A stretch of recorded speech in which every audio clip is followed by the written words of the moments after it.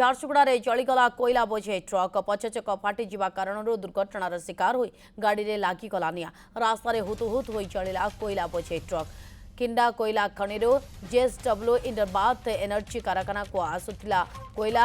ରମ୍ପେଲା ବ୍ରିଜ୍ରେ କୋଇଲା ବୋଝେଇ ଗାଡ଼ି ରେଙ୍ଗାଲି ଆଡ଼ୁ ସାହାଜବାହାଲ ଆସୁଥିବା ସମୟରେ ଟ୍ରକ୍ର ପଛଚକ ଫାଟିଯିବା କାରଣରୁ ଗାଡ଼ିରେ ନିଆଁ ଲାଗିଯାଇଥିଲା। ନିଆଁକୁ ଆୟତ୍ତ କରିବା ପାଇଁ ଦୁଇଟି ଦମକଳ ଗାଡ଼ି ନିୟୋଜିତ ହୋଇଥିଲେ।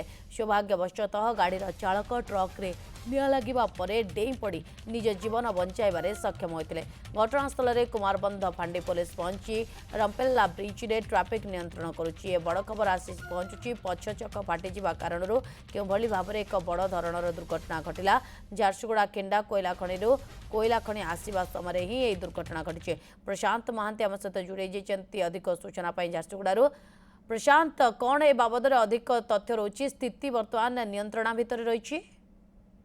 हाँ देखो आज जिते कि समय पूर्व पाखापाखि दिन 3टा बेले रंपेला रास्ता जो ब्रिज अच्छी ब्रिज आसूला गोटे कोईला बोझे ट्रक सेपटे रेंगाली निकटस्थ खिंडा कोईला खणी झारसुगुड़ा जिला साहज बाहल रही जेएसडब्ल्यू कारखाना को आसूला इनवराज कारखाना को आसवा बेले हठात से ब्रिज उपर जो गाड़ी चढ़ी पछचक फाटी पछचक फाटा पर निया लगी निया लगे तार इंजिन गाड़ी अलग हो जाता एत जोर निया धरी गाड़ी चालक जीवन विकल जो जापारे गाड़ी निया लगी दौड़ी जब मारिक पलैते सौभाग्यवशत से बंची जाते किंतु गाड़ी एत जोर निया लगी से रास्ता दे किसी समय पर्यंत जानवाहन चलाचल संपूर्ण भाव में बंद रही लोक मैंने एत भयभीत होते से रास्ता जावाई उचित मन कर तेणु किसी समय पर्यंत से रास्ता गोटे प्रकार बंद रही कहले भूल हम ना परवर्ती पर्यायर जो खबर पाइला निकटस्थ कुमारबंध फांडी पुलिस आसाला रेंगाली गोटे दमकल गाड़ी और जेएसडब्ल्यू गोटे दमकल गाड़ी दुईटी दमकल गाड़ी से व्यवहार कर प्रशांत स्थिति स्वाभाविक।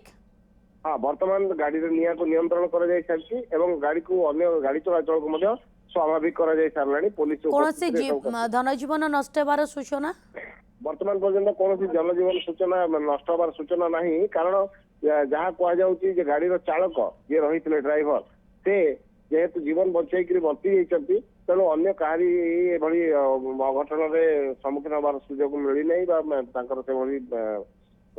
ये ना असुविधा ही ना तेणु बर्तमान परिस्थिति संपूर्ण भाव में नियंत्रणाधीन गाड़ी मोटर चलाचल स्वाभाविक है। ओके नजर रखी था प्रशांत घटना पर बहुत बहुत धन्यवाद प्रशांत महांती रही जी के प्रसंग अधिक सूचना रखुले।